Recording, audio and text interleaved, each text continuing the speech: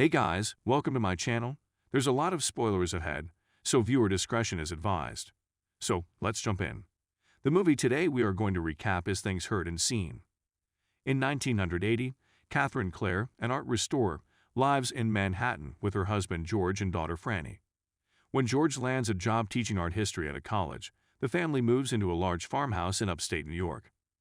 Catherine, who suffers from bulimia, feels isolated in the house. She finds an old Bible containing a family tree of the previous owners, the Smiths. Some of the names are scratched out and marked damned. She senses a spirit and sees strange lights leading her to an antique ring, which she begins wearing. Franny sees a female spirit in her room and insists on sleeping with her parents. Catherine employs brothers Eddie and Cole Lux as handyman and babysitter while George starts an affair with Eddie's cousin Willis. Catherine befriends Georgie's colleague Justine Sokolov. George invites Floyd De Beers, the head of the art history department, to his home. Floyd feels the presence of a soul but assures Catherine that the spirit is benevolent and offers to hold a seance.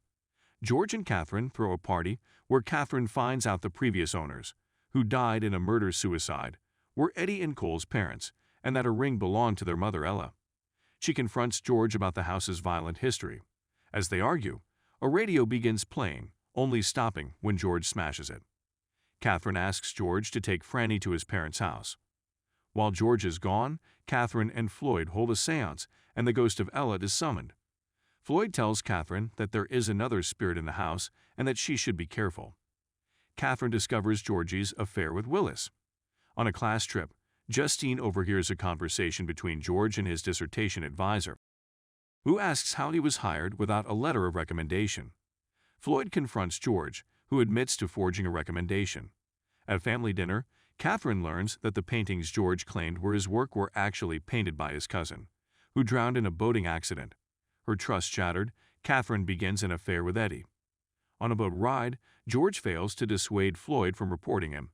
Later, George returns to campus, where Justine confronts him about his affair with Willis. George follows her car and runs her off the road, putting her into a coma. Catherine learns of Floyd's death in Justine's accident. In Georgie's classroom, a mystical painting of death and a Christian cross from a book that Floyd gave him is suddenly projected on a screen. George can't make it go away, which infuriates him and sends him running from the class. Back home, Catherine prepares to leave with Franny.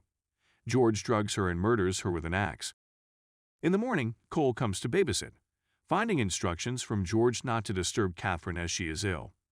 George returns home from campus, where he has been given Floyd's office and position, and pretends to discover Catherine's body. The police suspect he is responsible, but have no proof, so they release him.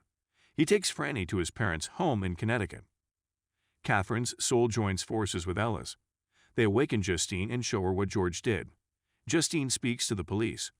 To avoid being arrested, George tries to escape on his cousin's boat. A storm arrives and Georgie's boat disappears in flames, a scene that resembles the painting seen earlier. However, the cross in this painting is upside down, indicating that George is damned.